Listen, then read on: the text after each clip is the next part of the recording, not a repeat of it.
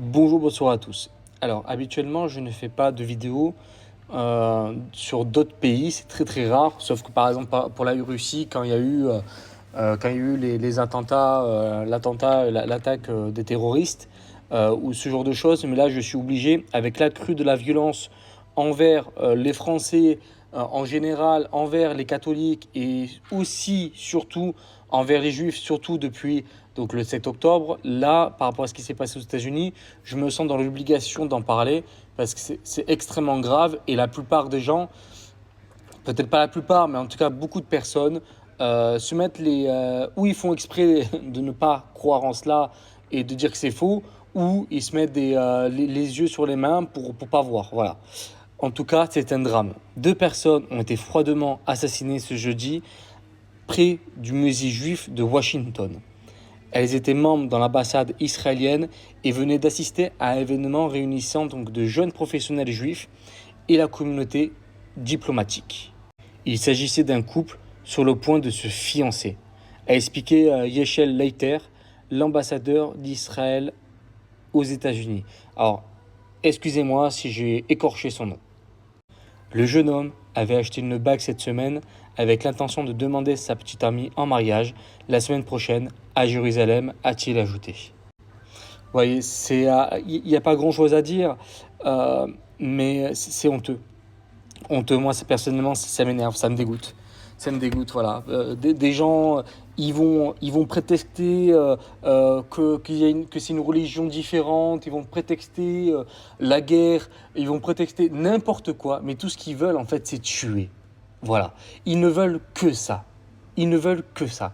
Ils vont prendre tous les prétextes du monde pour pouvoir tuer et faire semblant que c'était pour une certaine cause. Non, ils voulaient juste tuer, c'est juste des meurtriers. Ils ne peuvent pas comparer une guerre d'un État face à des islamistes, des terroristes du Hamas, et comparer ça à un État qui se défend.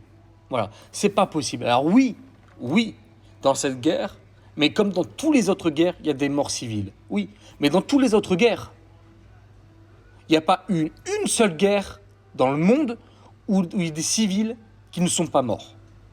Dans toute guerre, malheureusement, il y a eu toujours des civils qui sont morts. Et des fois, ou qui étaient pour cette guerre, ou qui n'avaient absolument rien à voir avec cette guerre. Voilà. Je ne dis pas, bien sûr, que les gens en Palestine sont forcément tous pour le Hamas. Mais quand vous savez que déjà, des petits, ils apprennent la haine du juif à l'enfant, quand vous savez qu'il y a des terroristes, quand ils étaient en train de tuer des juifs, le 7 octobre, ils appelaient leurs parents, et les parents, apparemment, ils étaient fiers de cela. Enfin, voilà, au bout d'un moment donné, quand vous avez un État qui veut absolument, enfin, un État, non, même pas, des terroristes qui veulent absolument faire disparaître toute une race, toute une origine, toute une religion, parce qu'ils ne sont pas d'accord avec eux, ben, je suis désolé, ça c'est du génocide. Voilà, ça c'est du génocide.